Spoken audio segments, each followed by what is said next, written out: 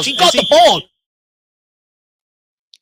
Good evening, everyone. I do apologise about that. I have absolutely no composure under pressure. I was trying to cook the missus a lovely roast dinner before she got home and do all of this jazz, so I do apologise. And roast meat in the chat, feel absolute free. But look, Jack done all the niceties, so they're out of the way. We will give you everything you need to know about the game. Of course, today it is at the Tottenham Hotspur Stadium. Kickoff is 8 p.m. Referee is Manfredos Lunjankusk from Lithuania. VAR is Soren Storks from Germany, although we have Soren on the panel. And then if you want to watch the game in the UK and Ireland, it's on TNT Sports. In the USA, it's on Paramount Plus, and in Australia, it's on Stan Sport. So, team news, of course, no Son today. And Wilson Udebert returns. The only players that aren't available is Jed Spence and Sergio Reguilon from a Tottenham point of view. We'll kick off with you, Jack. Wilson Udebert, of course, like I said, returns from injury today. Do you expect to see him play any part in today's game? I hope to see him, because that would probably then mean that we don't have to see potentially Timo Werner.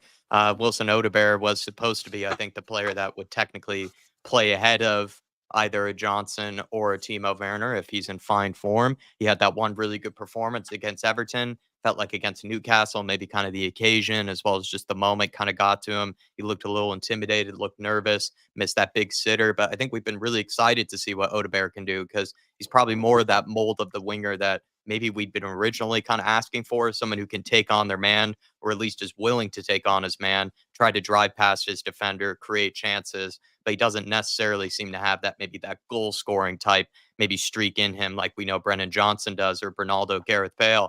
But yeah, Dave, I'm excited to see Wilson Udebert. It does mean that he gets to hopefully get minutes ahead of someone like Timo Werner, who we've definitely seen enough of. And we'll get on to the Mikey Moore conversation probably later. But yeah, I would love to see Wilson in that front three. No, 100%. I wonder, I don't think he'll be fit enough to start. I do think he'll probably get minutes off the bench today. And it'll be good to get some minutes back in his leg, build him up to full fitness over the next couple of weeks, because he will be crucial across this Europa League campaign, especially with some of the Werner news that came out today, which we'll be talking about at some point today as well. But Druzilla, over to you, buddy. With Son out of today's game, Postecoglou confirmed that in the press conference. Is this yet again another perfect chance to show that we're not overly dependent on Son, or do you believe we will always rely on Son as consistency from week to week? No, I think you've got to think about moving on, especially given the guy's age. Do you know what I mean? I mean, he's put in some miles on his legs in the last few years, and I'm not saying he's done at all, because I know a couple of years ago people were writing him off, and he's done some really, really good numbers since then. But you know, the cliche is only getting older, so you know you've got to start relying on the likes of the Odeberts, and especially the Mikey Moores. You know, if he's as good as everybody thinks he is, and you know he's certainly showing that sort of potential, as well as a couple of the kids we've got out on loan. I think, you know, as with every club, you've got to look beyond. You know, that was what was so good about Alex Ferguson back in the day. I keep harping on about, you know, a little bit old school, but well, the one thing the guy knew was to move on players when they needed moving on and get him refreshed. And that's one thing I think, unfortunately, as much as we love the players that play for us, there's a time and a place to, you know, look past them to, you know, pastures new, as it were. So hopefully the kids coming through can, you know, reach the sort of level that Son's provided for the last 8 or 10 years.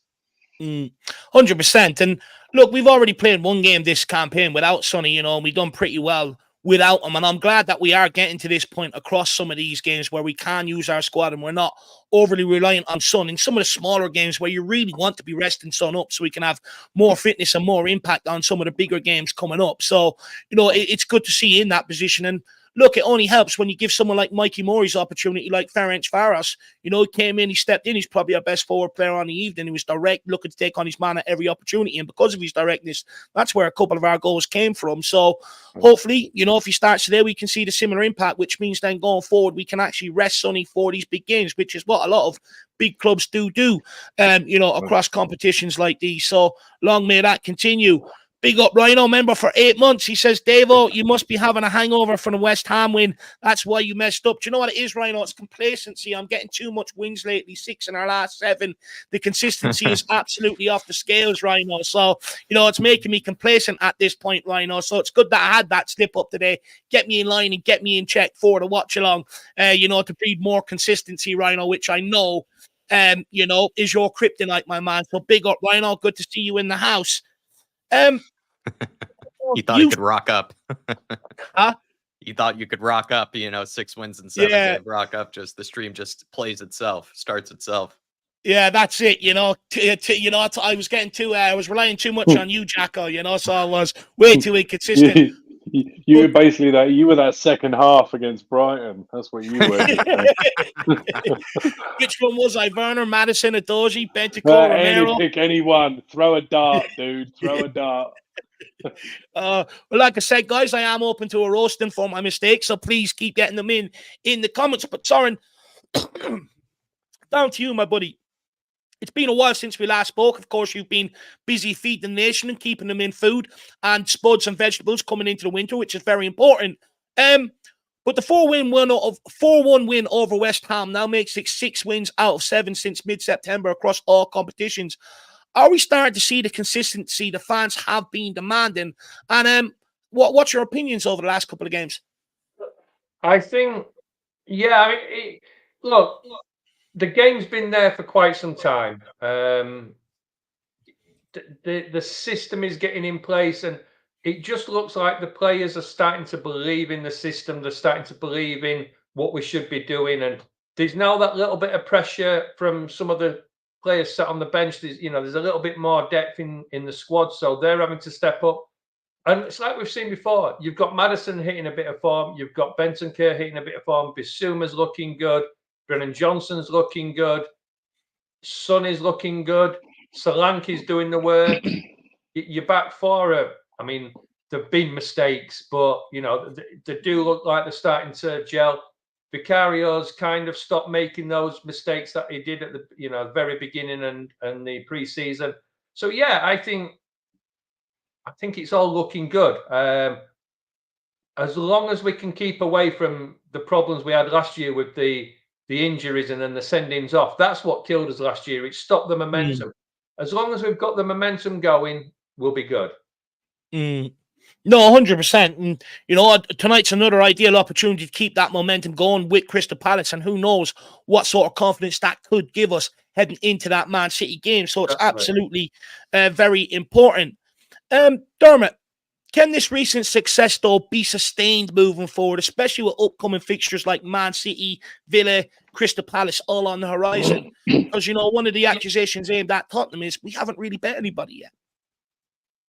Well, we have beaten somebody. We've beaten Premier League teams. We've beaten teams that have been put in front of us. So you wouldn't call the teams that we've won already, some of them thinking that we haven't played. This is our first game of the season. You can only. Well, I think the accusation is more that we haven't bet a team inside the top 10, and we've got some of them coming up. Man United was in the top 10 last season. Beat them. Yeah, last season, but this season. It doesn't make any difference. This season or last season, we've beaten teams. We've rocked up to Old Trafford, come away with a clean sheet, and won 3-0. We've got Man City's number.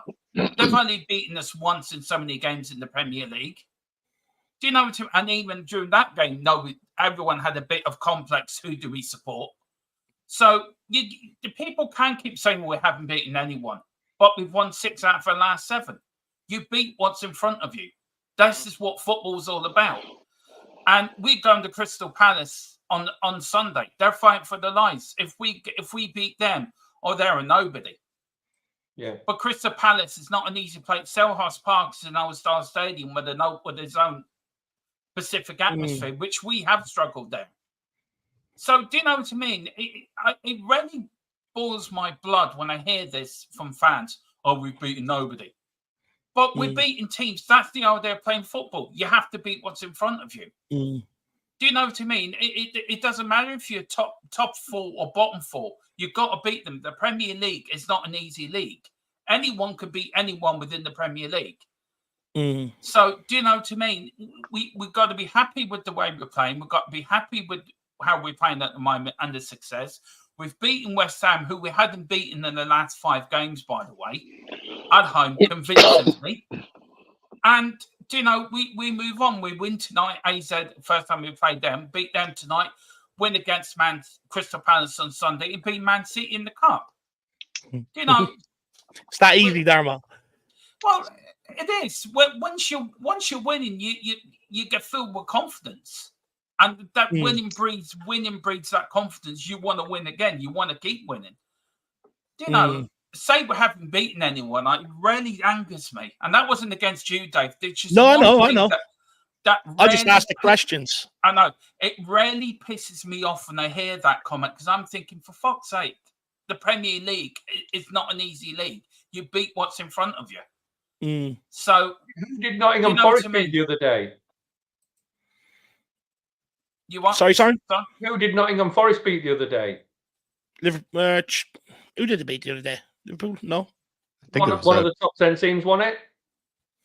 So, you know, it's all right. My point is, it's all right saying we haven't beaten anybody, but anybody in that league can beat anybody else on the day. So, you know, we haven't played a top 10 team. So if we play a team that's in 10th and we beat them, they had an off day. So there's always an excuse as to why we beat them or who we haven't beaten. So let's just take it match by match, like Dermot says, and win who's in front of us. And let's see if we win the top 10 teams when we get to them. You know, those that are in the top 10 now might not be in the top 10 when we play them. Those that we have played might be in the top 10, but we've already played them. So, you know, it's just an excuse. It's just an excuse. Do you think it's an excuse not to get behind Ange and maybe accept that he's maybe changed it a little and he's maybe done what the fans have asked him to do? Yeah. I just feel that whoever we win, some fans are never going to be satisfied. We can win the league and do the double right, and they won't be satisfied, or something will be wrong. But what really pisses me off is all these having to go at Ange, and Ange is not doing this, and Ange is not doing right. I watched something Tim Sherwood said the other day, and I'm not Tim Sherwood's biggest fan, by the way, because I think he's a bit of an idiot.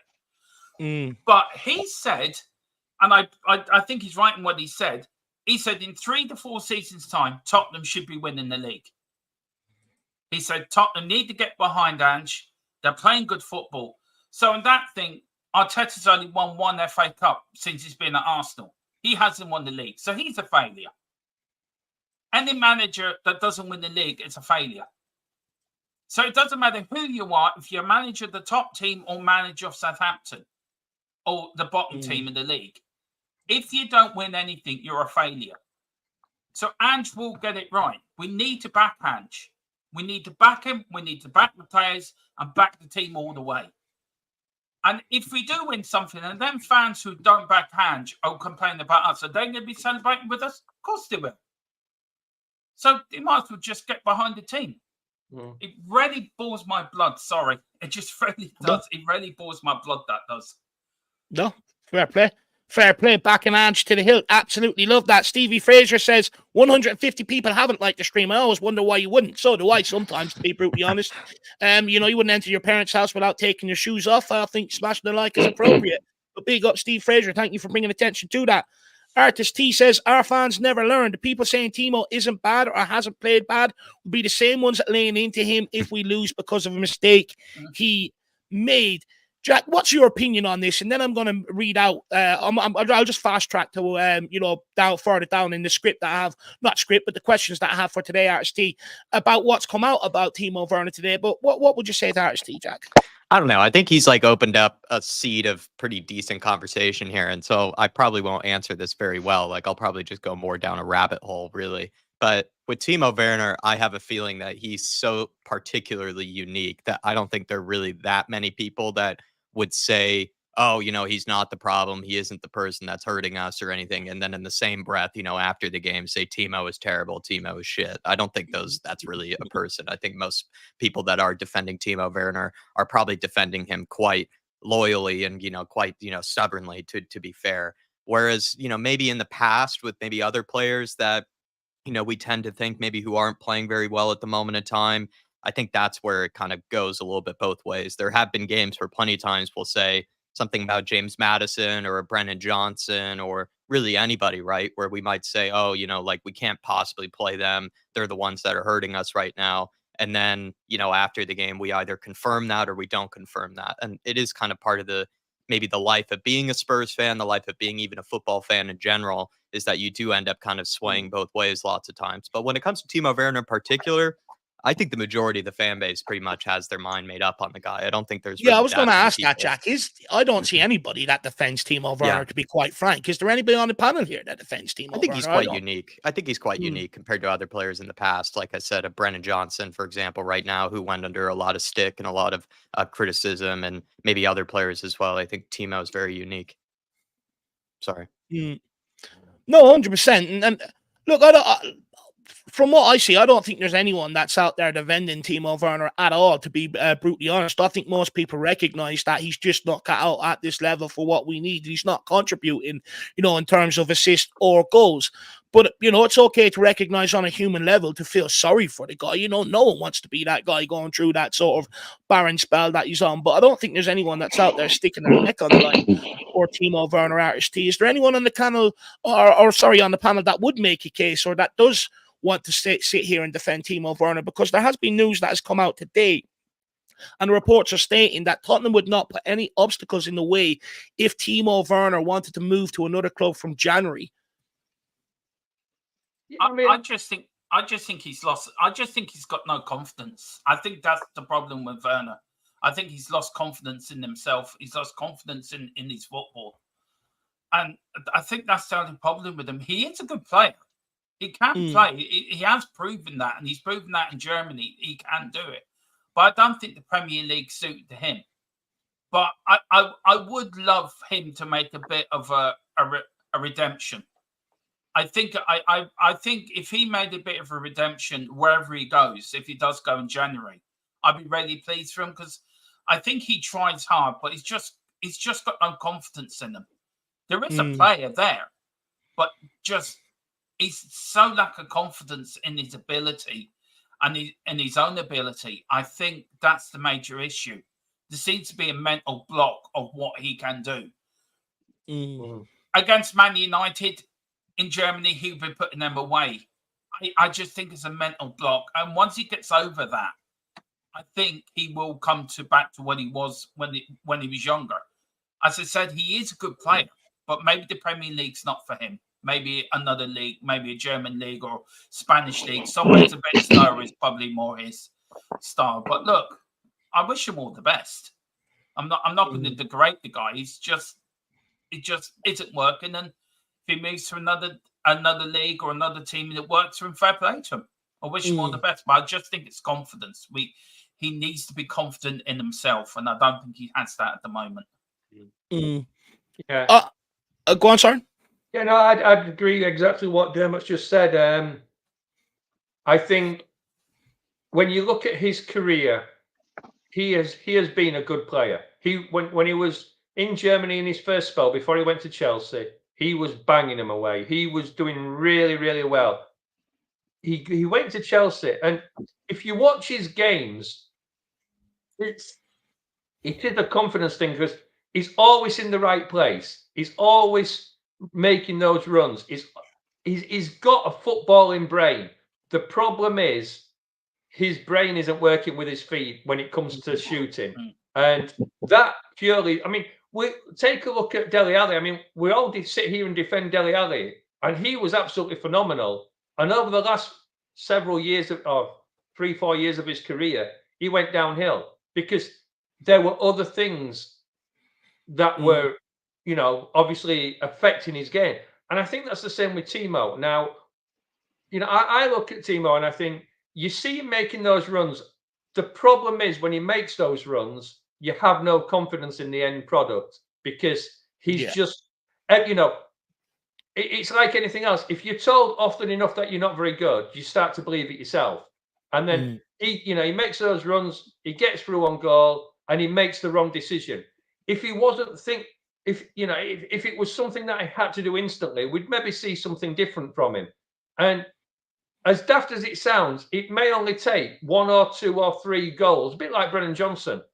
And then all of a sudden his confidence starts to come back. And we would see a different Timo Werner. The problem is we're not patient enough to see that. And, you know, we've given him enough chances, and I get that. And it's maybe time that he has to go. And to me, you know, everybody's slating off this year taking him back on. To me, it was a planned thing to make sure that it wasn't all put on the Mikey Moore. It wasn't all put on Sonny in case, you know, we had that third player there.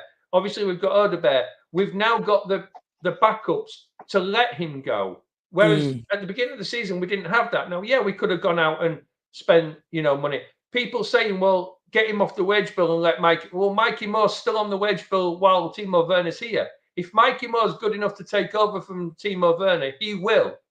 But you can't just put a 16, 17-year-old kid straight into it and expect him to play every game of the season. We've got to have that backup.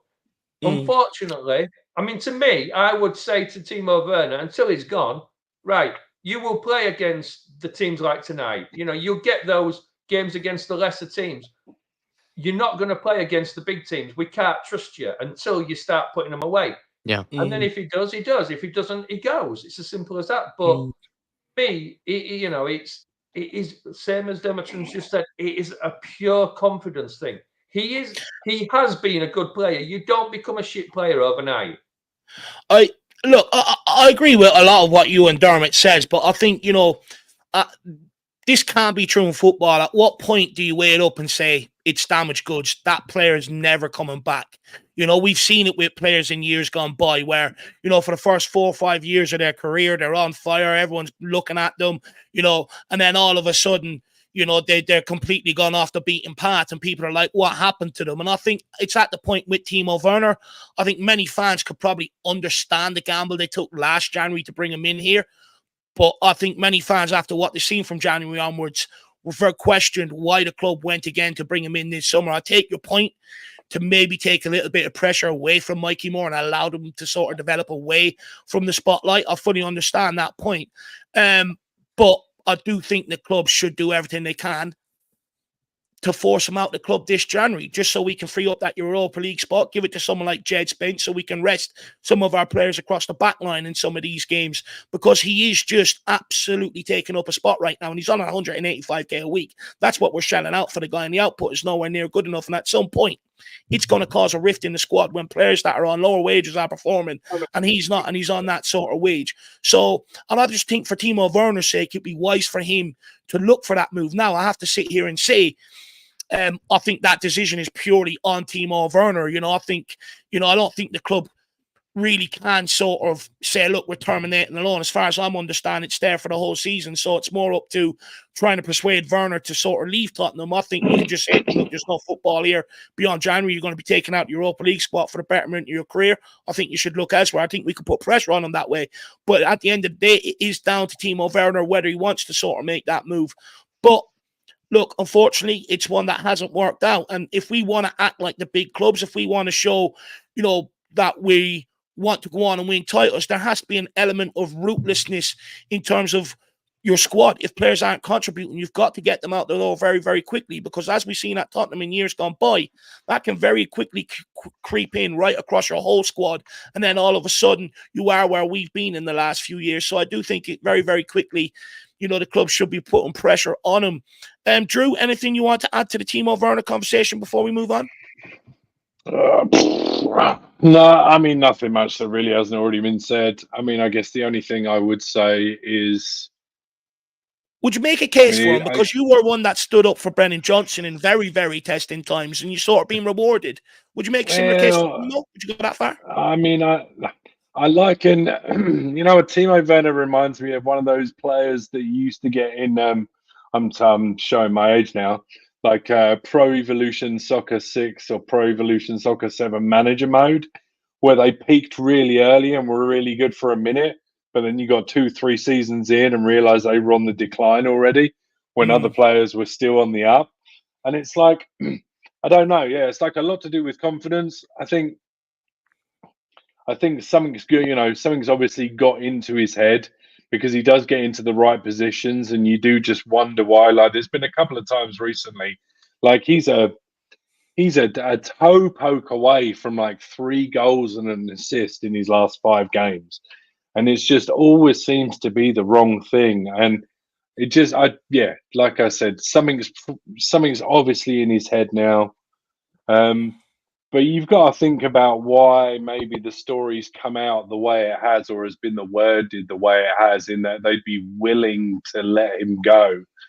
Because I think that says as much about what they believe they've got potentially as backup. I think Mikey Moore has probably done a little more than they thought he would. And then also you've got the other Korean coming in January. And if he does anything like he's doing, then there's an argument that he's going to be surplus to requirements based on Sonny being 95% fit, right? If all of a sudden Timo Werner and Mikey Moore have switched places, essentially, I could see why the club would be like, well, probably he's all right to maybe let go. On a, I guess a pound per GA percentage perspective wise, there's no point in keeping him around if, like you said earlier, he's on that amount of money and he's just not producing. Because even 185 or 145 grand a week for the length of his contract, I mean, what's that, 5, 6, 7 million? I mean, my maths is terrible, but it's got to be somewhere around there. I guess there's an argument just extortion is what it is. Well, yeah, but also there's probably an argument that when all's said and done, are you going to get, if you do need to fill that space with somebody, are you going to get an adequate replacement for that amount of money? Is it worth just having that extra body, just in case for the last 15, 20 minutes of a game, he happens to pull off something that gets you in 2 spots and all of a sudden you're in the Champions League compared to not? Like, these are all these kind of variables you kind of got to weigh up. So I don't know, man. I mean, as I say, I would rather see Mikey Moore probably get more minutes, but based on dollars per or pound per goal output average, I don't know. I just think where many fans are at now, they'd rather go with someone like Wilson Odobert, Mikey Moore now than see them minutes continue to be given to Werner. I think, look, over time, I think it'll be the right move, personally. But big up, Artist T. Really appreciate you kicking off that bit of news there, my man. Thank you very much for your support, buddy. We also have Tottenham Forever. Big up, Rhino. Says to everyone, who do you think we will get in January and summer windows? And Dermo definitely can't and won't be a top 10 team with Ange. Look, summer window so far down the line, Rhino, where I think it's hard to predict that, to be brutally honest with you. January, look, I believe Spurs are looking at Liam Delap. I wonder, is that in anticipation with maybe something happening with Richarlison there? I think that's one you can maybe look at, but I think letting go of Werner also opens up for us to maybe look at bringing in a left back, someone there for Destiny Udogie, to be able to give him a bit more rest than what he's currently getting. I think would be ideal. I think it's more positions we're looking at. As for players, look, we've seen Spurs have gone off the beaten path and tend to get a lot of it right lately, so it's hard to really put any sort of names. But Dermot, I suppose I'll give you a quick chance to reply here to Rhino. He says, we definitely can't win and won't beat a top 10 team with Ange. Why do you think we will? I think you're on mute, Dermot. Oh, you're there. No, because we will. It's as simple as that. We will. You know, anyone can beat anyone in the Premier. And I won't say any more than that, because if I say anything, I may regret what I'm going to say. And I don't want to get myself or you into trouble, Dave, for your channel. I don't want to get myself into trouble. So I'm just what I would say is, I'm just going to leave it there as that. We will, because the Premier League, we will win. And we went up to Old Trafford. They've been in the top 10 for God knows how many years since I can remember. The last time we went up there, baby Jesus was just born. That's the last time we won up at Old Trafford. We rock up there, win 3-0, and come back with a clean sheet as well. I don't care if Man United are playing shit. It's Man United. We very rarely beat Man United. They beat it at ours pace. We were 3-0 up to them, and the beat is 5-3. If people Yeah. can remember back that far. I can go back to the 80s when I was younger, when we went up there and we beat them once. I think Gary Lineker scored in his last ever appearance for Spurs. We beat them 1-0 at Old Trafford. So, do you know what I mean? We can rock up to the Emirates and beat them at the Emirates. We can rock up to Chelsea and beat Chelsea. What's everyone so afraid of? Oh, we can't beat a top 10 team because of Ange. Ange has been more successful with this. Got us playing the Tottenham way. The way we've been banging on about from Conte, from Mourinho, from Nuno. We were moaning our asses off. This is boring football. This is shit football. They're not playing the Tottenham way. We have a manager that comes in and plays the Tottenham way. We win. This is why Tottenham is to dare us to do. That's our motto. We can, with some games we're going to lose, some games we're going to win. But no team has a divine right to win every game in the Premier League unless you're Man City and you cheat your way to the league. And they have done for the last 4 years, but that's a different story. But of course we can beat a top 10 team. For fuck's sake, look, Jesus. Mary what I would say is, I think, there's still a lot of skeptics off the long run that we had from last season that carried over to the start of this season. Will this system work going forward? Will we beat top 10 teams? But I do see signs of improvement in terms of we can rely on our squad this season. Last season we couldn't. We can put wins together. That's why we're on a run of 6 out of 7. Yes, we've a tougher period coming up. That's where we're really going to be tested. But if you're willing to criticize Ange and pull out all the stats, why he shouldn't be manager, I think you should acknowledge Ryan, what he's doing well, and maybe acknowledge that he has made changes that's contributed to this recent run of consistency. But also, let's be fair, Rhino's expectations of Ange is very, very high. He said he won't be happy till we win. I think it was a Premier League or a Champions League, beat a couple of top 10 teams consistently. Right. And he said even a Carabao Cup wouldn't keep him happy. So I think Ryan's own expectations is maybe why he doesn't. We'll have to check in later. Manager. But big up Rhino, my man. I really appreciate one the question support. for Ryan. And I've got a question for you, Ryan. If you don't like Ange, who do you want in then? Who do you want as our manager? Who do you think can do a better job than Ange Postecoglou at this present time? Please tell me. Right. I don't think anyone else could do a better job than what Ange is doing at this present time. With that, though, Dermot, let's just jump onto this one quickly. If we beat somebody in 7th place, does it then turn to, we haven't beat the top 6? And then if we beat the 6th place, is it the top 5? If we beat the 3rd place team now, is it, we haven't won the champions yet? So it's always an goalpost movers. I said earlier, it's always a goalpost move. And then when we win a top 10 team, it'll be, we've only done it once. Well, we need to do it 3 or 4 times, or we need to consistently. It's always moving the goalposts. But big up right now. Let us know what your response is to that, my man. Really appreciate the support. But look, guys, let's keep it moving. Where was I? Jack, just to you, my man. How significant is a win today against AZ Alkmaar in terms of qualification or securing qualification to the knockout stages? Because, when you look at it, it's sort of, I think, it's the first 20-odd teams that come out, maybe first 30-odd teams. Yeah. I think 9 points is more or less going to guarantee you're going to get out somewhere along there. Yeah, pretty much. But there's a couple of reasons, really. Not too many reasons. It's just obvious that you have to try to win your initial games because you just make your life a lot easier. But when I looked at even the Champions League kind of qualification tables, I was surprised to see some of the teams that weren't in the automatic, kind of spots there. There were also some teams, I think it was like Stade Brest as well as Lille, maybe, or it could have been another French team that were like in the automatic spots in the Champions League, like really high up there. And it kind of made you think, about how different it is to a degree, this new form of the qualification for the next rounds than the previous ones were. The previous ones, you just kind of had these 3 teams that you could study, you could really get to know, you got to play them twice, once away, once at home. And then you kind of had like a good sort of sense of which games you wanted to prioritize, which ones maybe you could tolerate dropping points in or going out with a different squad. Whereas this one, it just feels like you can get caught out quite easily with maybe an unexpected defeat or an unexpected draw.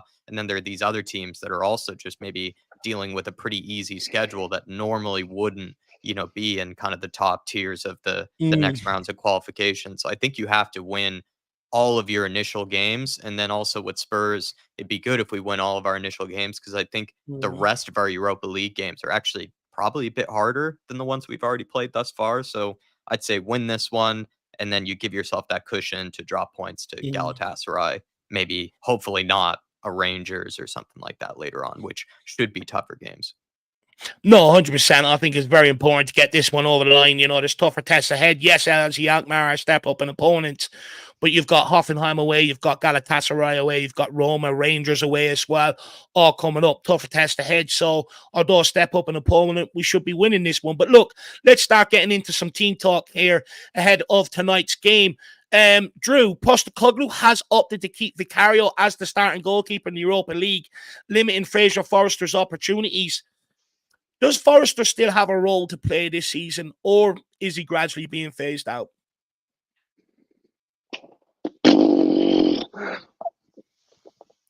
I think he's probably no. being phased out, right? There's no rhyme or reason to have so many spaces filled up with so many goalkeepers. Like, it doesn't really make any sense to me. And I guess if there's half a chance, I mean, I would think that maybe if that's their way of thinking, right, if he's really not that good, you would like to think that maybe a backup keeper is on the agenda for January somehow, some way. Or you clearly think that one of the keepers that we've got is good enough, but that has yet to be the case, because I haven't seen any of them really get any minutes or play. So they're playing a really, really dangerous game if they think that Vicario is just going to stay completely injury free, not come out of his area, go crazy, pick up a red card potentially, and then all of a sudden, you're relying on Brandon Austin or Alfie Whiteman?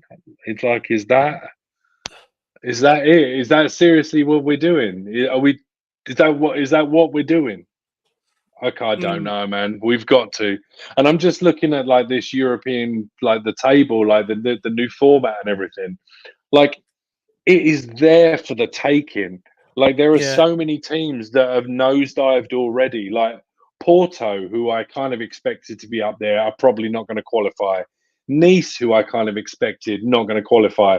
Roma, probably not going to qualify. Real Sociedad are not doing very well. Man United are having trouble in it. Like, this cup is there for us. Yeah. Like, I'm kind of with Soren on it. Like, I genuinely feel there's something about the format this year. I feel we're so juice and silverware, and I feel like this is all going to come back. I'm going to get absolutely mudded, but I feel like this is the one. I don't know, but yeah, we're playing with fire. If we think that Vicario's going to just play the entire season, and we're not going to need some form of backup at some point.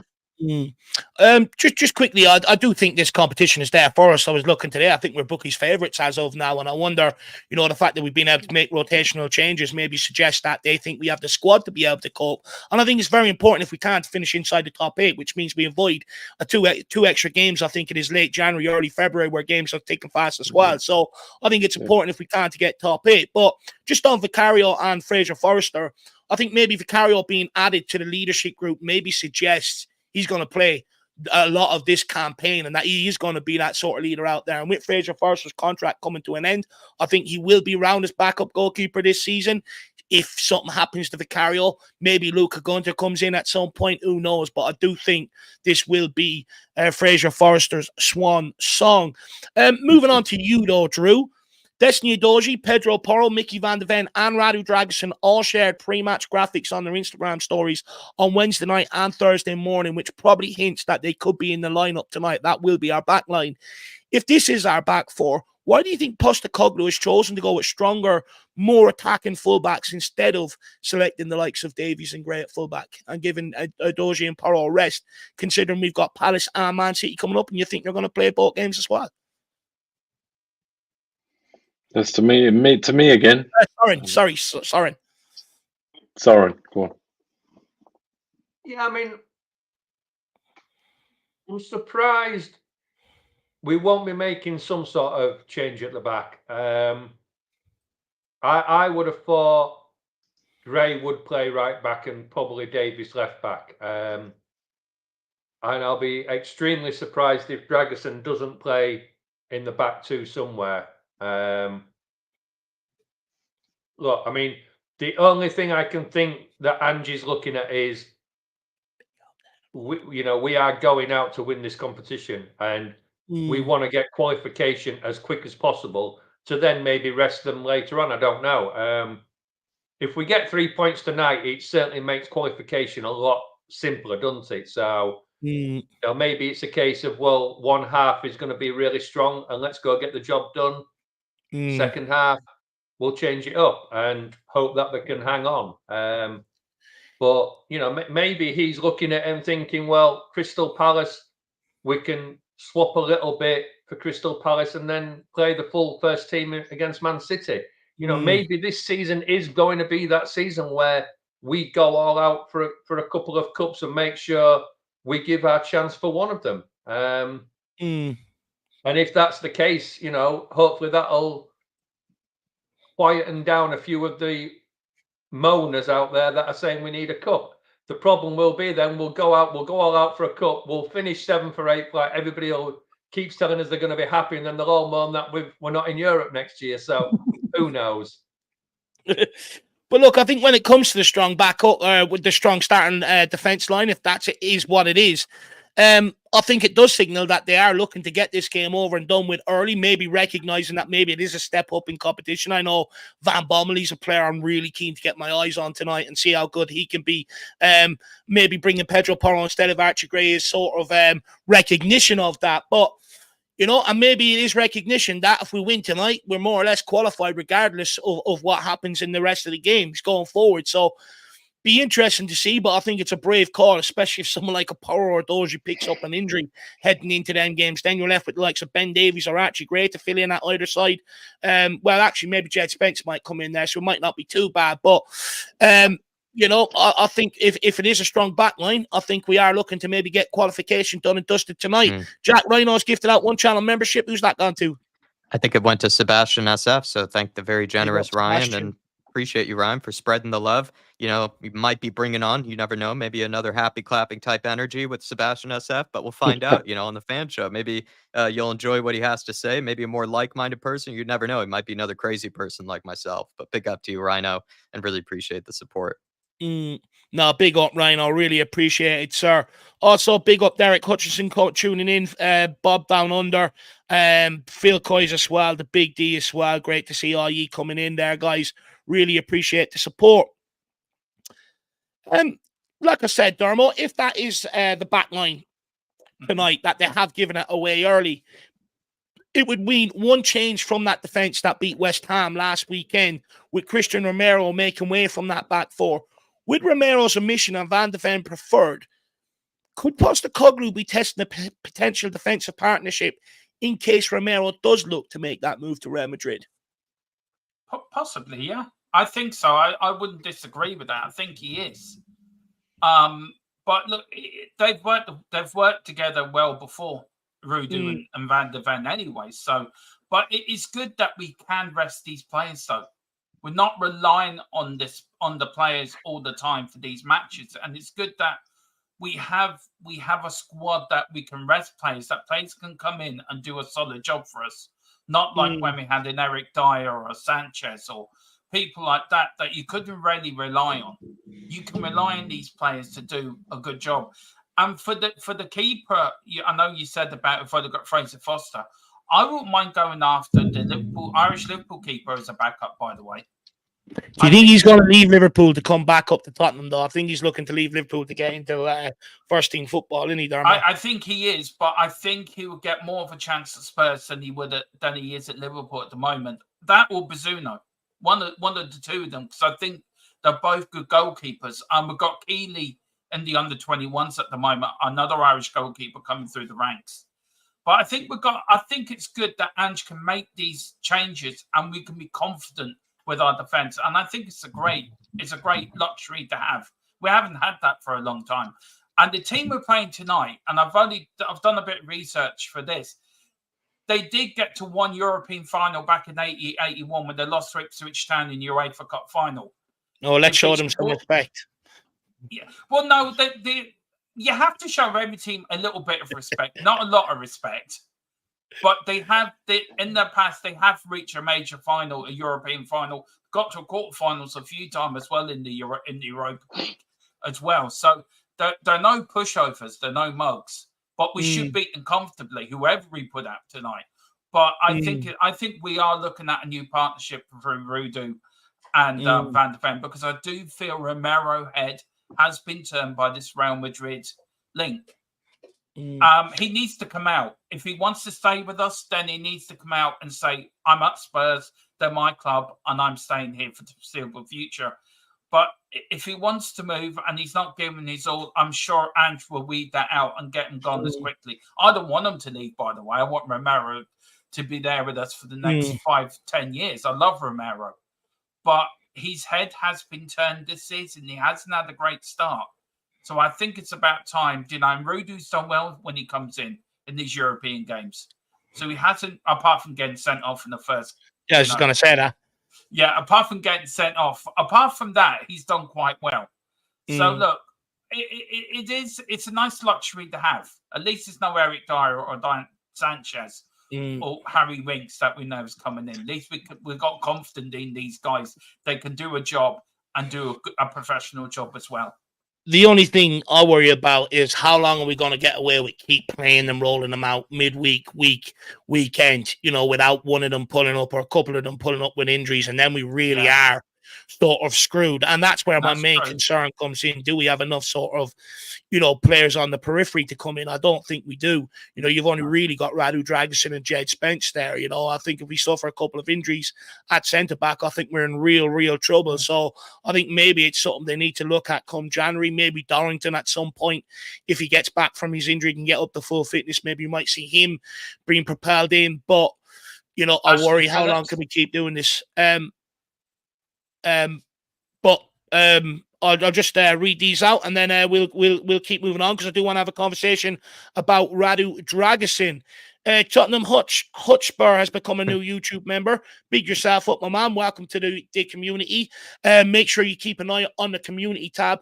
There's a lot that goes up there for members only and all that sort of jazz. So make sure you keep an eye out for that. And there is member only streams that we do as well. So really appreciate the support. And then Peter has gifted out one Irish Hotspur membership. Jack, who's that gone to? The lucky recipient is Chris Peters. Please thank Peter, and good to see you in the house, Peter, as well. Not sure if we were able to say hello to you at maybe during the stream, so it's good to see you with us. And Chris Peters, thank the wonderful Peter, and please take advantage of it. Chris Peters and Peter. A lot of Peter Army growing. A lot of Peter. Too much Family Guy sort of stuff going on there. Big up the Peters. We also have Phil Coy's member for 18 months. Good to see you, sir. I would like to see Mikey Moore get the full 90 tonight to see how far he has developed. 10 minutes here and there is no good. Up the Spurs 3-0 win. We will get on to a little bit about Mikey Moore in due course, but I probably won't be here for that conversation, so I'll give my piece on it. I think after his performance against Ferencváros, I think he fully deserves to start tonight. Not only did he play well off the right, he played well off the left, and I think he should be trusted to go out there tonight and do another job. Like I said, I think he was the best forward player on the night. I think he was direct, and his directness led to 2 Tottenham goals. Okay. Some of the passes sort of ricocheted around the place, but it was him that was direct in that sort of passing that created the opportunity. And I think the more you play him, I think there's a lot more to come. We've seen pre-season, he can handle himself as well. So I do think he'll start tonight. I'd be very, very surprised if we don't see him take up a spot on the right-hand side tonight, Phil. But big yourself up, my man. 3-0 win.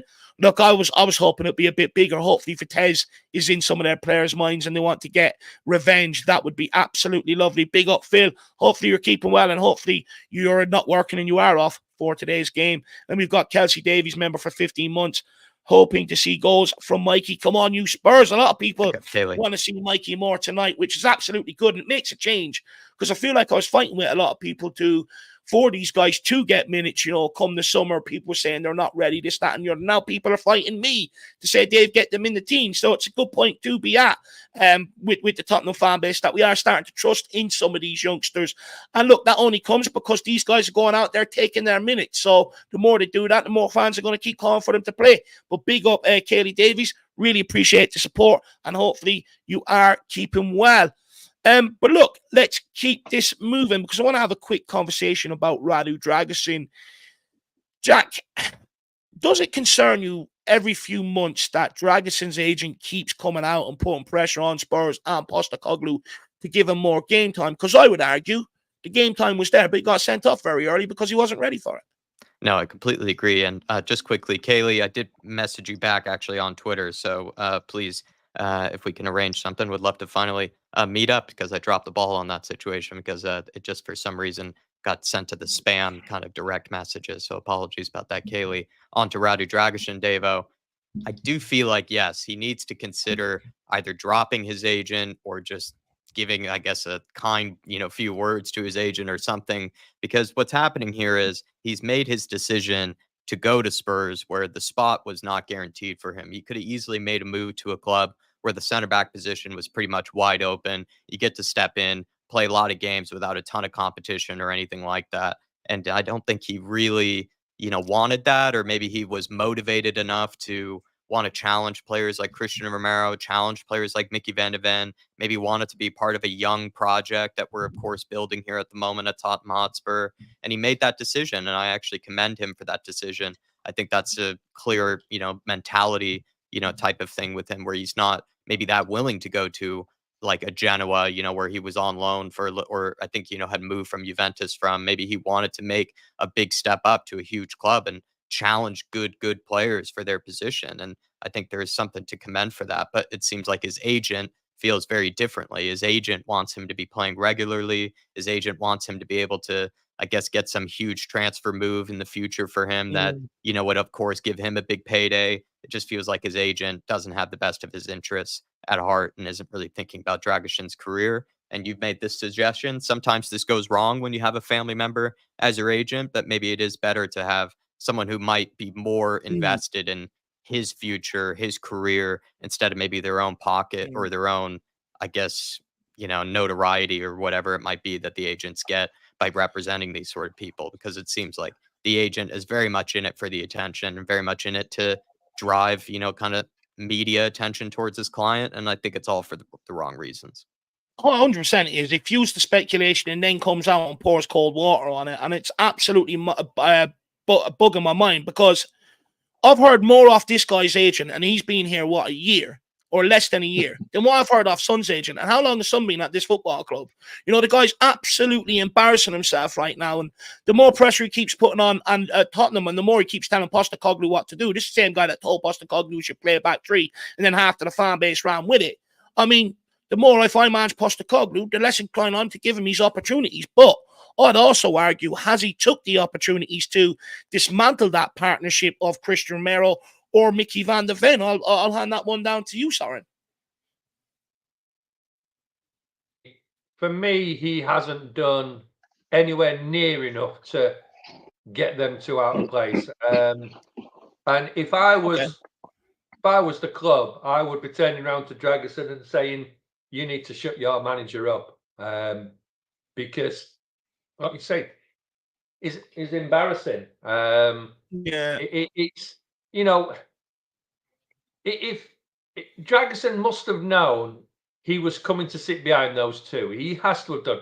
Now he might have been told, look, do well and you'll get the chance to play. He hasn't done well. I mean, whenever he has come on, he's looked okay if he's lasted.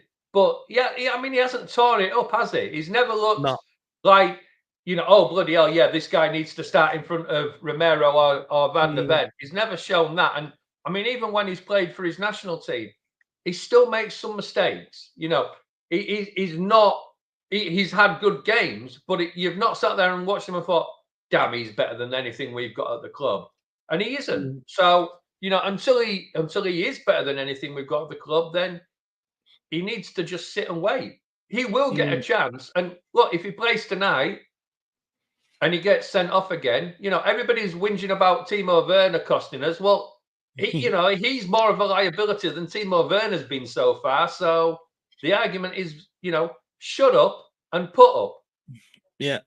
No, I 100% agree with you. But look, like you said there, Soren, he hasn't done enough to sort of dislodge the partnership of Romero and Van de Ven. And he has to remember, Romero's a World Cup winner, and Van de Ven's one of the best centre-backs, if not the best centre-back in world football right now. What aspect of Dragusin's game does he need to improve to be able to challenge for more opportunities in this back four? I don't think there's much he needs to improve. I just think he needs to put it on the pitch. I mean, look, we know he's got talent. We know he's a good defender, and we know he's still quite young. So there will be mistakes in his game, and I get that. But it's like a never-ending circle.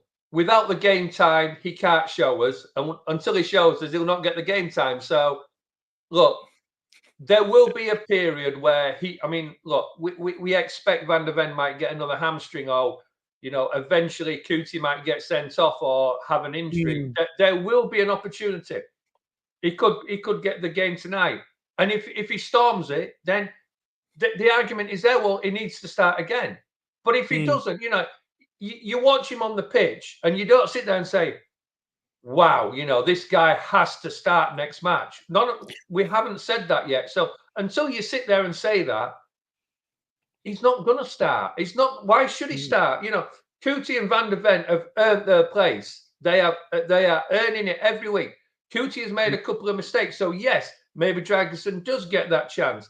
He got the chance and he got sent off after 10, 20 minutes, whatever it was, from a mistake again, And until he cuts them mistakes out, he's not going to get in front of a World Cup winner. He's not going to get in front of Van de Ven. So, until he puts up, then he needs to shut up.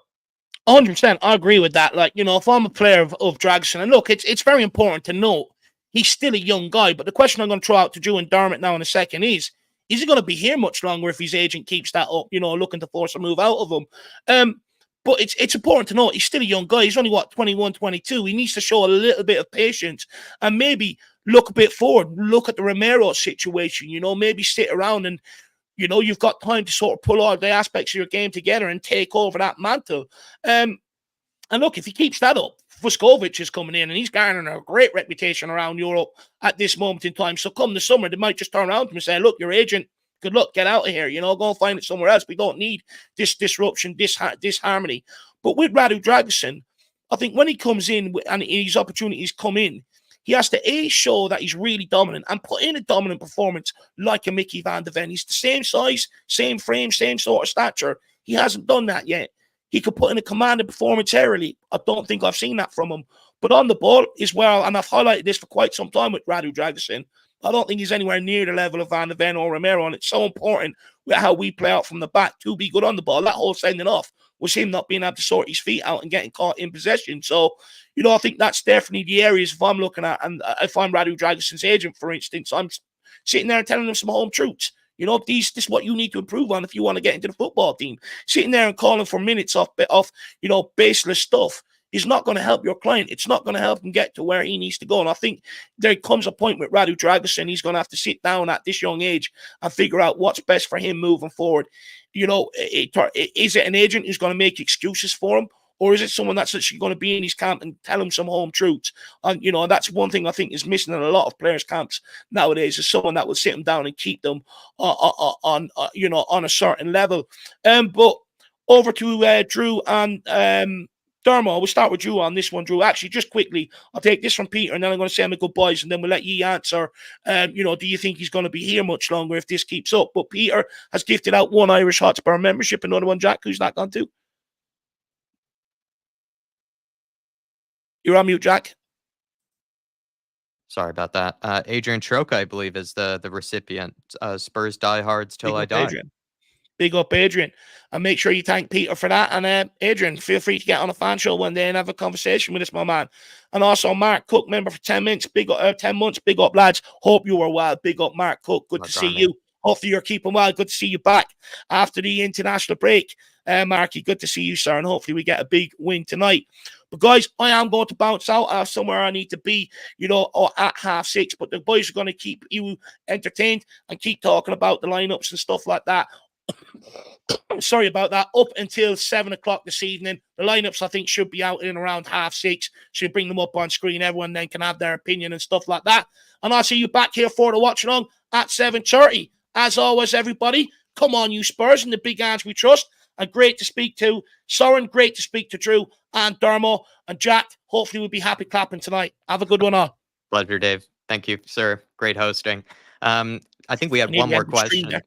I think we have one more question left on Radu Dragusin that Dave wanted us to answer. So anybody can come in here that might feel strongly about this one. But the question was, do you think Radu Dragusin will be here beyond this season? Anybody have a suspicion that he might be leaving?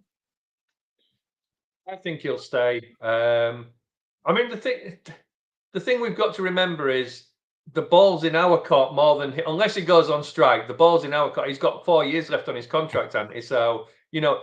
We're not just going to say to him, yeah, off you go. We'll tear your contract up. So unless somebody comes in with a big enough offer, why the hell should we sell him? Why, you know, he is not in the driving seat at the moment. Had he got a year left or 18 months, then I could have seen it. But yeah, 4 years left on his contract. Why should we? Why should we let him go? And then I guess another player that was brought up earlier that, of course, is very divisive, but maybe sticking with the topic of players leaving and outgoings, Timo Werner. There's been some rumors that Spurs would not put any obstacles in the way of Timo Werner moving to another club this January. Does Werner need to be moved on? Does anybody maybe go to you, Drew, on this one? Do you feel like Werner could be moved on this January? What are maybe the pros and cons of cutting up the contract maybe earlier, trying to end the loan early? I think we kind of touched on this earlier, right? I just, you know, I think you got to look at the players that they've got coming in that they think if it's possible that he can not be, you know, draining 100 and however many £1,000 it is a week, then yeah, I'm all for it. I mean, if he can find somewhere else to go and we've got enough backup, I just don't want us to leave ourselves short. Like, we've got to be sensible about that sort of stuff. And then as far as Dragusin, I mean, it's Tottenham. Like, I can't see, unless it really has gone really south really quickly, I don't see any of our players kicking up so much of a stink or an agent saying enough that Daniel Levy isn't just going to be able to some way make more money than he spent. I don't know. He's just going to... I don't know. I just don't see it. And I've just pulled up something with some remarks from his agent because I hadn't really heard anything. So I just Googled it to see what else he'd said, because he's always saying something. But I've heard that the latest thing that I'm reading is that he said to Football Italia that no player is happy if they don't play much, but he wants to fight for his place. We'll see how many matches he plays and evaluate later. Right now, it's premature to think about a transfer. So, I mean, that says to me, at the very least, it's going to be in the summer. And then even if it is in the summer, it's Daniel Levy. So he's still going to ask for a big fee because he's still going to have 3 years on his contract. At that point, you know, Romero's going to have 2 years left on his. You've got Vescovic coming in. Like, I don't know. I just don't know how much of an issue it really is. Like, I just want the best player on the field at the time whose head's in the game. And to be honest with you, like, if the question is Romero's head in the game, or would we be better off throwing Dragusin in and seeing how he does? Then I don't know. For the sake of this game, especially, he made a real bad mistake last time. I think it's just one of those things. I think he's just over eager to try and prove himself. But, you know, he needs minutes in his legs. I would expect him to start tonight. There's no reason why he shouldn't. And here's hoping he doesn't make a big old balls up again. And, you know, we actually get, hopefully 90 minutes out of him, because that's really what we need to take a little bit of pressure off of the other two. Well, I mean, these are his chances to, again, see if he can give Postecoglou something to think about. He could, play really well, and then let's say Romero makes another mistake. It makes Ange have to make a hard decision. But with the way that Radu, of course, played against Karabakh, just kind of makes, again, sort of the decision a lot easier for Ange Postecoglou just to stick with Romero and Van de Ven every time. Dragusin has to take advantage of these few moments that he'll get, and that's sometimes the tough world of playing for a very competitive team that wants to try to achieve things in a season. And if you're one of the quote unquote backup type players, you should be good enough to try to challenge the first team spot. But once you lose that spot, it's up to you to take whatever few moments you might get to, give the manager that other thing to think about, give them that feeling of maybe speculation that maybe the spot isn't certain or the spot isn't guaranteed to someone else. And Dragusin just maybe hasn't taken those opportunities as much on a consistent basis, I guess, in his situation. I think we were going to move on to Mikey Moore, though. And Mikey Moore, does he deserve to start today, Dermotron? And would you give him the start over Timo Werner if you had the chance? Yeah, I would. I think Mikey Moore played absolutely fantastic. Again, when in our last European game, he was like my player of the match. He was electric. He was everywhere. And it was like a few times during the watch along, I just kept going, every time we got the ball, I kept going, wow. I haven't seen this much talent, I think, and he has got talent since Glenn Hoddle. And that's how much I hold Mikey Moore up. That's how much praise I heap on him. He's only a young lad, and he needs to grow. We need to give him time. We can't be putting too much pressure on him. But the talent he has, I haven't seen since Glenn Hoddle. And that's saying something. Glenn Hoddle is a god in my view. And Mikey Moore, for me, start him in these games because that get him more experience. And Fergie did the same thing with the class of 92.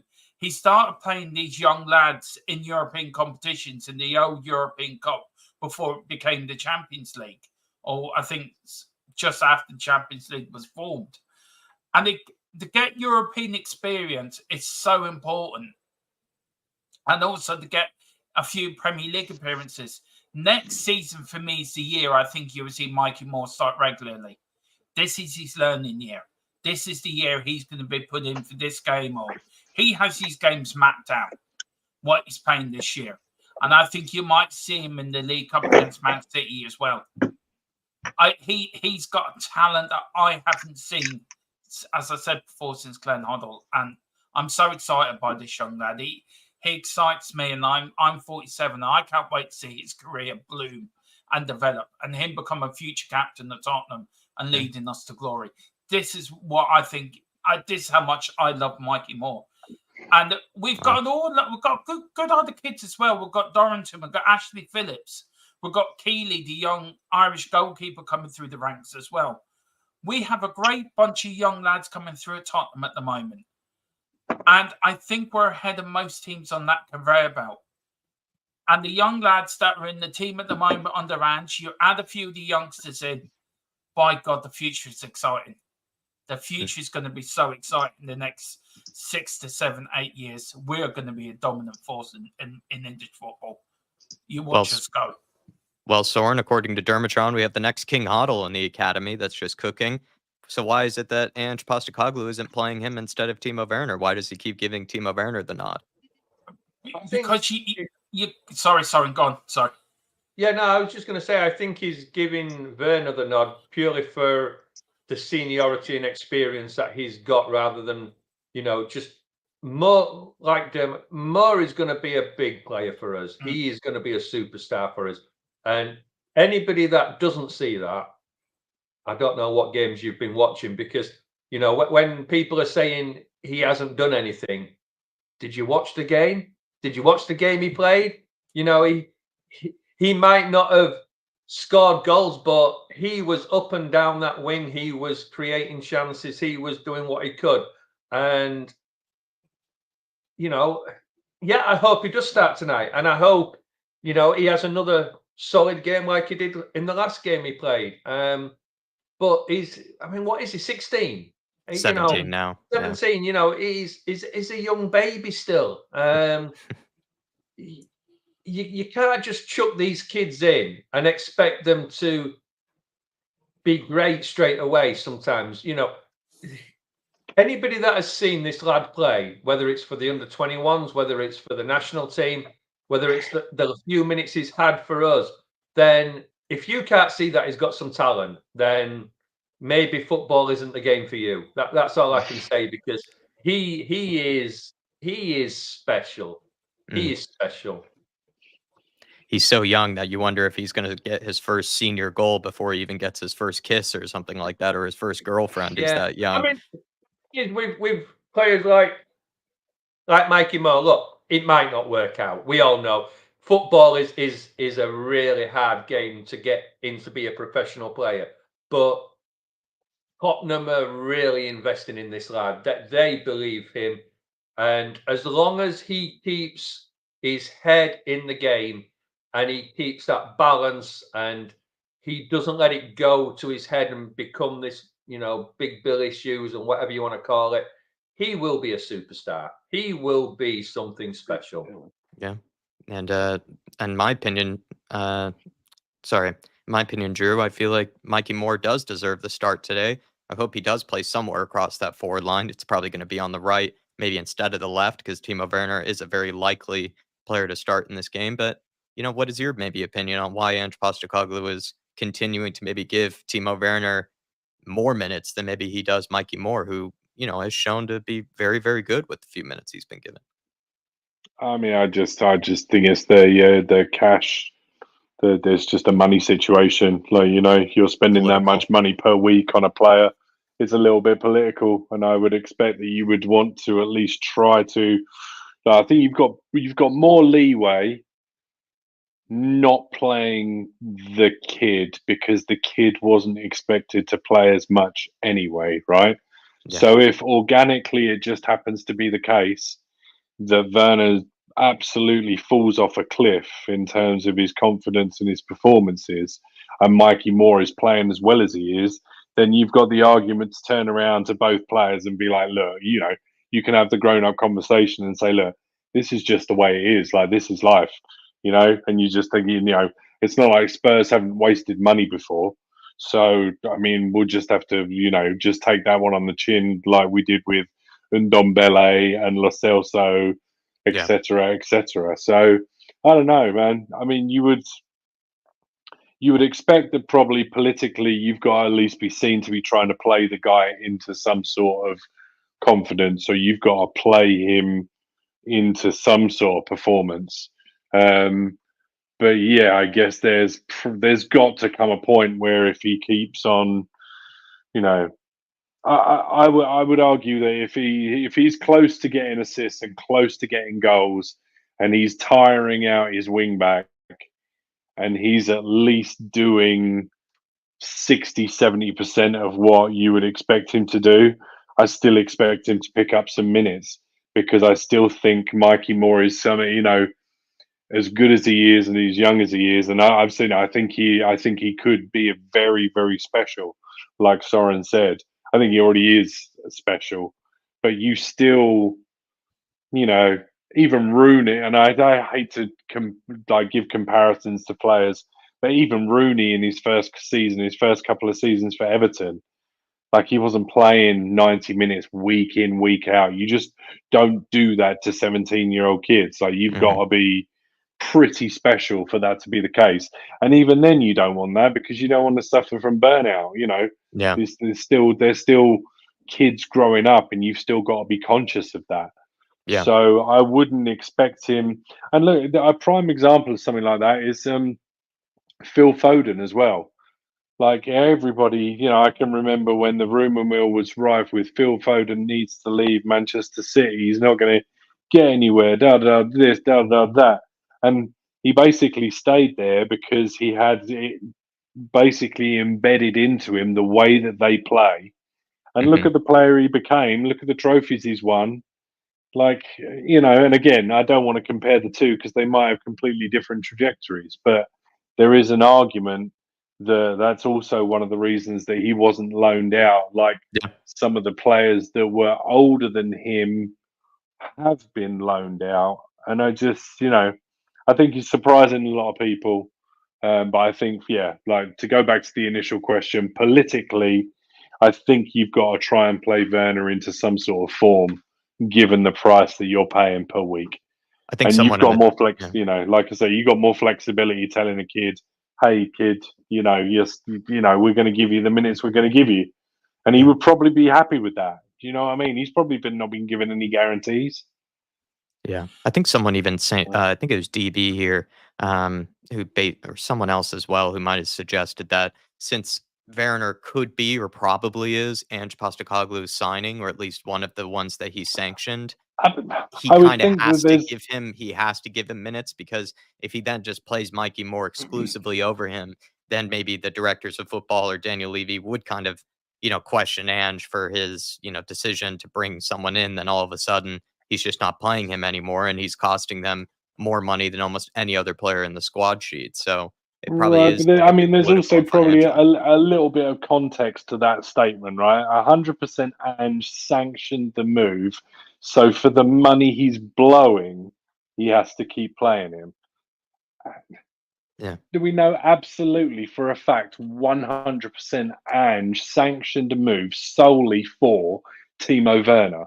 Or was it a case that Ange sanctioned a move to get Timo Werner again because he was aware that the club weren't prepared to pay X, Y, or Z amount of money for another player that would fit in that position? Like, there's got to be some nuance to it. It can't just be as simple as Ange 100% sanctioned it. He's blowing money. Like, it's not just that black and white. I'm sorry. I don't mean to get onto like a financial high It's an horse with interesting that sort of debate. No. thing, but it is just there's just a bit more to it than that sometimes, you know. Do you think that In my it might opinion. be a case of we've looked at it and thought, do you know what? Mikey Moore is going to be ready at some point this season into next season. So as a short stopgap, we take Werner for one more year. No intention to keep him, because we could have bought him at the beginning of this year if we intended to keep him. Then it's just a stopgap to allow Mikey Moore to develop into the player we expect him to be. I mean, Yeah, there's an argument. There's an argument there that if we'd have bought Eze, or if Eze had come through, like I know he's kind of a 10, he kind of floats, but there's an argument that he's then the backup or the potential to take over from Son, which then, like you say, blocks Mikey Moore, because that's Mikey Moore's natural position. So yeah, I completely agree. Like, why don't you just suck it? It's basically the proverbial sucking it up for a year. Do you know what? This isn't ideal. The guy's not had great numbers. Maybe we can play him into some sort of form for the sake of £6 to £8 million or what we're paying in wages. You're not going to get a transfer fee equivalent player that could potentially give you 10, 15 GA. You wonder if it's also just one of those, sadly, very unsexy stopgap signings for potentially a year, where they've just decided to fill in a squad spot however they could with what hopefully could be a bargain type player that maybe ends up coming good. It's just one of those classic kind of iffy 50-50 gambling in a way type decisions made by directors of football to save a bit of coin here and there, and they might be trying that. And Ange Postecoglou, at least to media, I agree, it's all speculation, but according to lots of media outlets, have suggested that he is a fan of Timo Werner, so maybe it just made sense for both parties. But we are bringing in that Korean starlet, Youngmin Hook, in the January window, and that could be another opportunity to see Timo Werner potentially go further down the pecking order if the kid ends up, playing well enough straight away, and he could be further competition for the likes of those spots, behind Sonny on that left wing or on the right wing. And it could be the case that Timo Werner just ends up being behind multiple players: Wilson Odebear, Youngmin Hook, Mikey Moore, Johnson, and plenty more in that forward line. What's MV to Joker, say, though, go ahead. Wernerism also brought in for his experience and his knowledge of the game to teach these youngsters, for the future.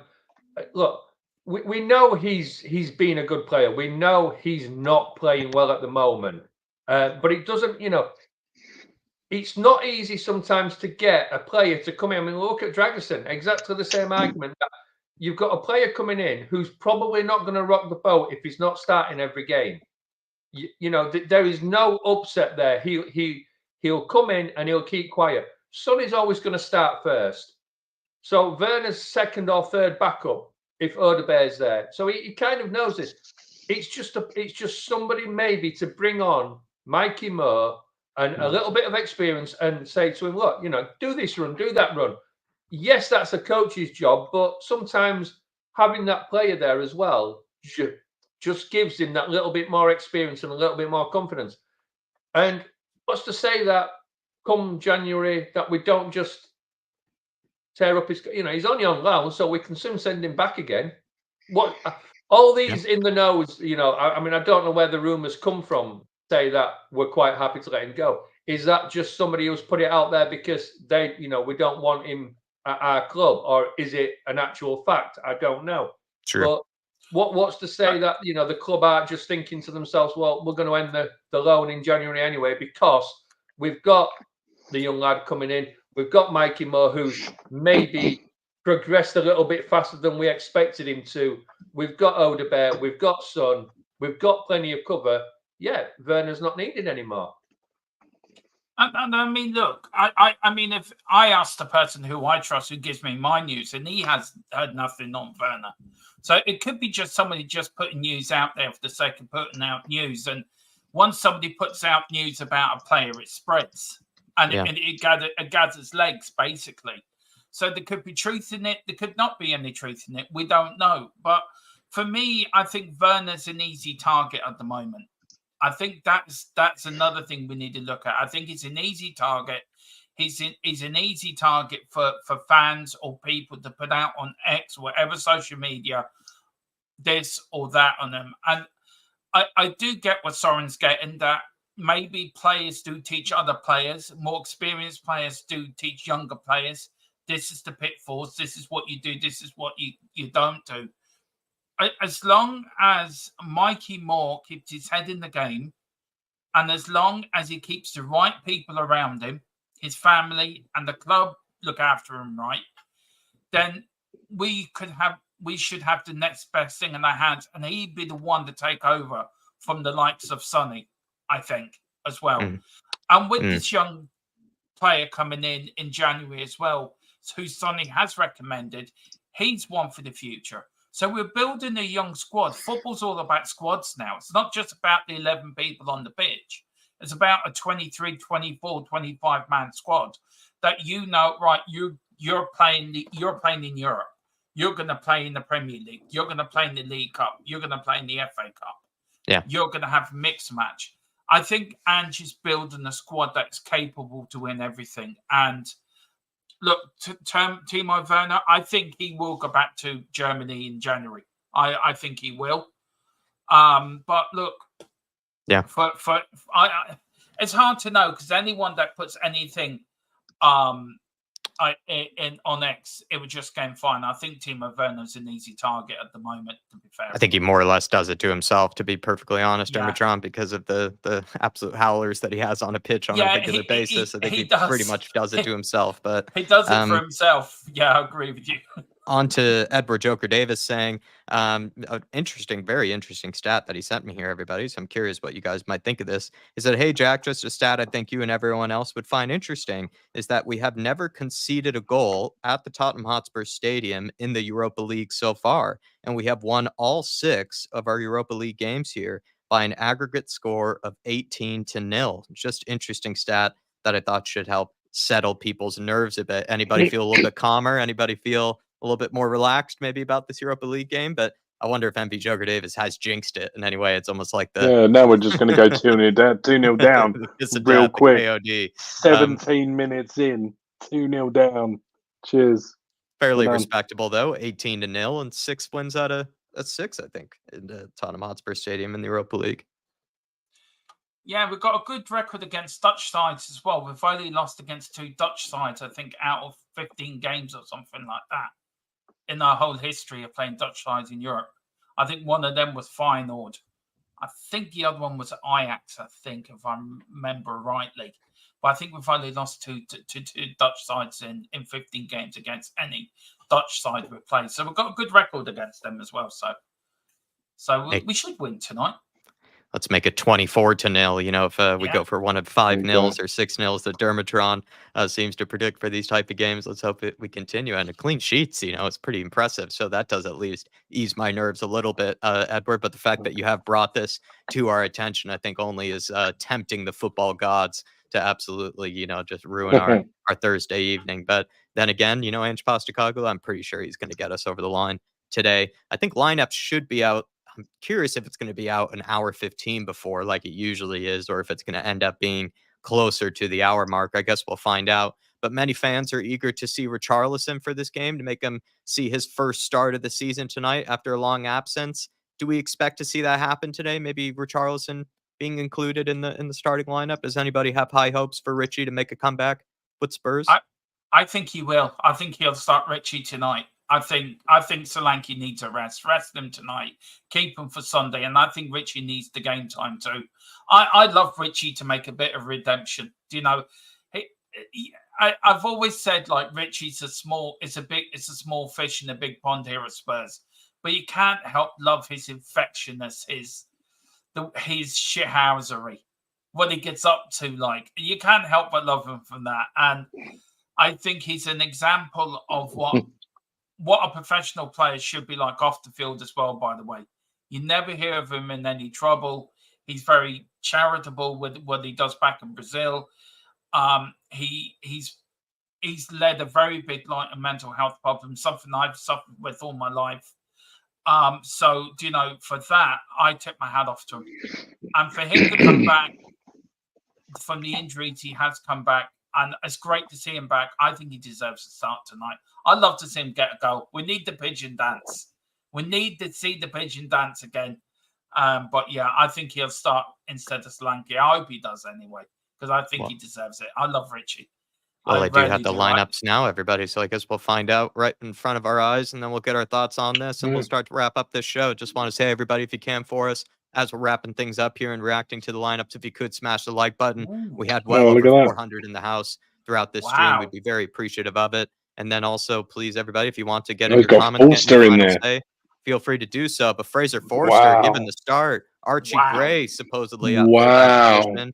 Dragusin, Davies, Udogi, Bentancur, Bergvall, Madison. Interesting midfield of Bergvall and Madison together. And then we have Mikey Moore, Richarlison, and Timo Werner. Quick reactions to Forster. Start with you, Drew. You've given the most wows. Big surprise to you that he hasn't gone with Vicario, right? That really is. Well, is it? Now I'm thinking about it. Maybe he's using Vicario away, Forster at home. Madison, the captaincy, too. Home. Yeah, I mean, I guess, I don't know. Now that I'm seeing it, am I as shocked as I thought I'd be? I mean, I still am a little bit shocked, to be fair. Because let's face it, I mean, goalkeepers, they could probably play twice as many games. I mean, if baseball players can play 160 games, then a goalkeeper can start 50. I'm sorry. I'm just, I'm a little, I don't know about that. Everything else I quite like, but the Forster things now kind of made me feel a bit weird.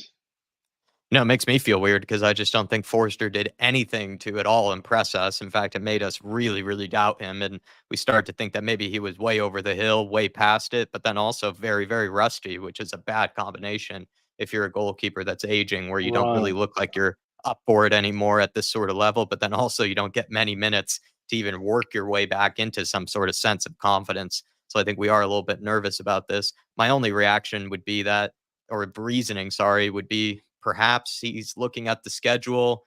He's obviously not going to play Forster against Crystal Palace. We have tougher Europa League games upcoming with Galatasaray, with Rangers, with some of the other outfits that will be playing in the Europa League. He might be thinking that Vicario is better served for those games.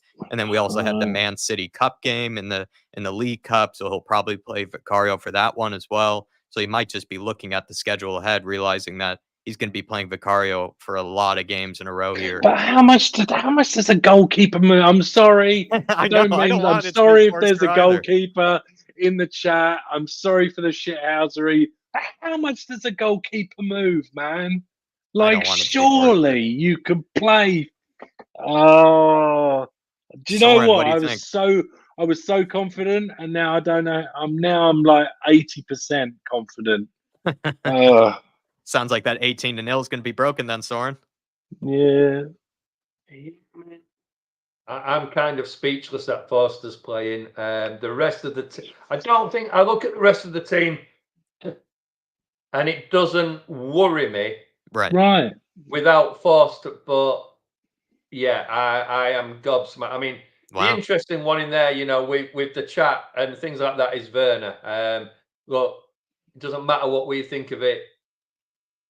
The manager obviously believes in him. So is there, you know, Mikey Moore starting, absolutely fantastic. Yeah. Bergvall and Gray starting, absolutely fantastic. I'd love to see Gray playing in his proper position. I think it's a shame he's got to play right back. Udogie playing again. He's not been in great form, but Forster, you know, I think I'm going to do a Drew Ziller here and go, wow. Yeah, you guys are both gobsmacked. Yeah, I'm very surprised because I felt very passionate about the goalkeeper position being very much, you know, worrying with the lack of backup. And it's nice to see that you guys feel similarly with your reactions. Well, I'm with Drew. I just don't get why a goalie, if he's fit, can't play every match of the season. I get that we need a backup and they need to have a little bit of time, but I just it worries me more the fact of we bring Forster in when we've got a makeshift back four. You know, that's not our proper back four, so it's not like it's massively strong in front of him. You know, I mean, the only other argument that I suppose you can bring is that Ange really does believe we're going to win it, and he does. You know, he thinks that any team he puts out should be good enough, which I get. But you know, this is one of those team lists that you watch and you think, if there's any mess up tonight, he's just going to get pelted tonight. Yeah. He is going to, you know, I just hope for his sake and us happy clappers that we just don't fuck it up tonight, because I am not coming on a post-match talk if we've lost after this lineup. No, but I'm Ange out now. Sorry, Ange out. Get rid of them all. I just don't care. He's broken him. No, it is relieving though to see. I'm actually relieved to see that you guys feel very strongly as well about, like I said, you know, the lack of strong, you know, backups that we have in that goalkeeper position. I think that was something that we really did painfully ignore this summer, just like we did with the left back position. Just ones that really just made me head scratching about how we didn't address those. But Dermatron, your reaction to the lineup, sir, and I'm also going to get your channel plugged in here as well, because thank you for doing the service and helping us out on this pre-match build-up today, making it a 4-person panel as well when Dave had to go off there. But Dermatron, your reactions to the lineup here, and give your channel a plug, please. I'm speechless. Not many things make me speechless. I'm just speechless. I cannot believe who I'm seeing in goal. It is like, what the... Has Ange been drinking? Has he been sitting in his office having too much whiskey? That's what 6 wins and 7 does. He's confident. Yeah, but maybe he drank too much whiskey and he maybe meant to put Vicario, but somebody put Forster in by mistake. I mean, I don't know. Maybe he drank too many Fosters last night is what it was. Maybe he did. Maybe Foster's hidden Vicario. Where is he? He's injured, boss. I'll give Forster a go. Oh, my Jesus, Mary and Joseph and the wee donkey. What the fuck have we got here? The rest of the team, I agree with Soren. Look, Ben Davis in defence with Radu. It's okay. Bentancur, Bergvall, Madison as captain was part of the leadership, isn't he? So he was going to be captain. Mikey Moore, Richarlison, Werner, front three that we probably expected. Oh, Jesus. But look, I'm going to be positive. We're going to keep a clean sheet. We're still going to win 5-0. I'm still Angie. Sod the rest of you. Spurs for the Europa League. Come on, you Spurs. We're Love the it. mighty Tottenham. Yeah, and if you do like what I have to say, I'm only 77 now away from 2K. So I'd love to get there before Christmas. Give me a big Christmas present, guys, if you can. So at the moment, Tequila is not well. He's got COVID, so get well soon, Tequila. And a few of the lads have got COVID at the moment. So I'm running the channel solo at the moment. But my watch along's going to be interesting tonight. And I did make one of these watch along reaction things for the first time ever over the weekend, which I was quite chuffed. But I think I was the only person within 5 minutes that had to use a bleeping machine. Every one of them had no bleeping machine bar me, so I was quite proud of that as well. But yeah, please get me over 2K. I'm only 77 away. If 77 from you can come over, hit the subscription, you will make a very 47-year-old Irishman very happy. I would even go out in a lash if we get to 2K. So, Appreciate you, Tron. Spurs to win 5-0, and thank you for having me on again. Love coming on here. Great to be with Druzilla as well. Absolutely great guests. And Soren as well. Both legends. Both absolute lovely people to do shows with. And Thank you, Jack, Tron. well, you know what I think of you anyway. So big up. Appreciate you, Tron. Class as always. Class as always, sir. And please, everybody, get him over the 2K mark. But as we're wrapping this up, let's just ask Soren and as well as Drew for their score predictions, and then we'll get on out of here. Soren, feeling now after the Forster news? What's your score prediction? Has it changed? I'm going 3 or 4-1. But just to answer the big question in the chat from We Are Spurs TV original digestives all day long. Sorry, that was the important one. Yeah, I'm gonna go. Oh, is it 3-1 or 4-1? I'm gonna be bold and say 4-1. 4-1 it is. Looks like that 18-0 will be broken. Drew, has your score prediction changed at all? Oh no! Do you know what? No, because this is Tottenham Hotspur. This is my team, and I always back my team, even though that fucking tree is in the fucking goal. Do you know what? That dude better have a FIFA card tonight. I'm telling you, we need to go back to when he was in goal at Southampton and did that 0-0 against them lot down the road. If he needs to have a FIFA card, and then we'll talk. But I'm still thinking we're going to have too much up top. I'm going 4-0. I'm going a couple of early goals and then a couple of late ones at the end. Just kill them off. Let's go. Cut the check. Done. Love it. Drew, can I just want to confirm this, right? Just need to confirm. You're not happy. Is that I'm correct? not happy. I think his mind has been broken. I'm not sure if it's him not being as much happy. Are you okay? Do you need help because of Foster being in goal? Are you all right, man? I'm concerned now. I'm still clapping my cap in. I'm still doing it. Regardless, I'm just trying not to. I'm not even going to think about it. Do you know what? I'm looking at this high line that we play. I'm not even. Do you know what? I'm like a flat earther right now. Everything past that just kind of falls off and doesn't even exist. I'm just going from the centre backs forward, and we're just going to do the old cliche: we'll score more than they will. That's the only way that I can think about it. Because I gotta be optimistic. I gotta be happy about it. I can't be mad. Or just never lose possession. Just never lose possession. Right. Then we'll be exactly. Okay. Just you keep just the ball. can't. That 800 pass average. Thanks very much, Fraser. Just hope Troy Parrott has a mare. I think we're gonna end things off here, everybody. Thank you guys for helping us out, making this pre-match build-up possible. Thanks for all of your thoughts and your opinions on this game. I think everybody is a little rattled by the Fraser Forster inclusion, but we'll see how it plays out from here. We have to watch along in 30 minutes time, so do grab a drink, grab a snack, and join us later for that one. And come on, you Spurs. I'm going to go for probably like a 3-1 or something like that. Maybe just keep it a little conservative, at least in my happy clapping brain. But everybody, thank you so much for the support today. Anybody that, gifted a membership, Rhino did, Peter did at some point. Also, Mark Cook and Kaylee celebrating some milestones, as well as Phil Coys. And thank you to Rhino and Artist T as well for supporting the channel earlier, as well as Edward towards the end there. We appreciate you guys, and we'll see you all later for the watch along. Come on, you Spurs.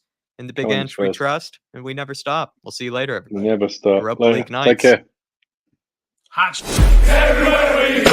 Great challenge. Don't you dare, ref. That's, he got the ball.